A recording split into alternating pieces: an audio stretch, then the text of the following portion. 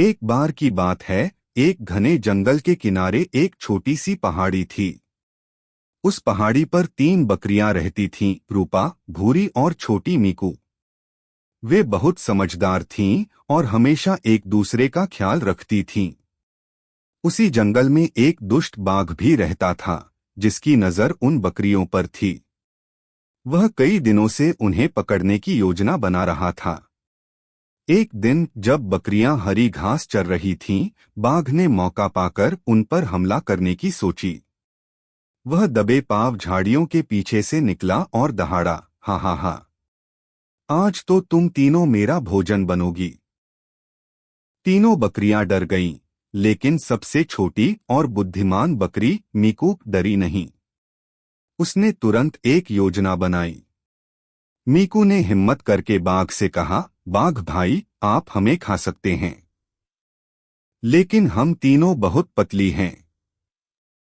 अगर आप हमें कल खाएंगे तो हम तब तक और हरी घास खाकर मोटी हो जाएंगी। तब आपको खाने में और ज्यादा मजा आएगा। बाघ लालची था।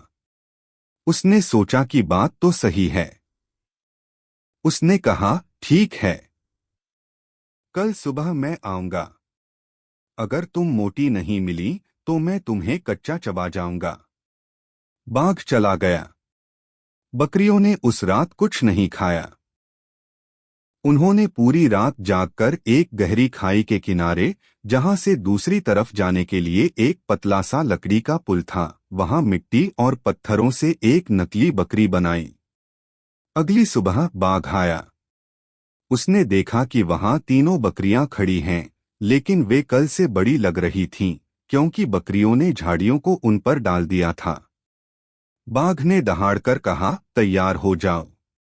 तब मीकू ने कहा, बाघ भाई, पहले आपको इस लकड़ी के पुल को पार करके आना होगा। बाघ मूर्खतापूर्ण तरीके से उस पतले पुल पर कूद गया। जैसे ही वह बीच में पहुंचा, पुल टूट गया और वह सीधे नीचे गहरी खाई में गिर गया।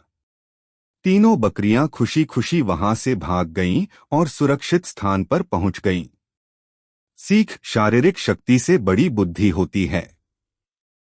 मुसीबत के समय डरने के बजाय समझदारी से काम लेना चाहिए।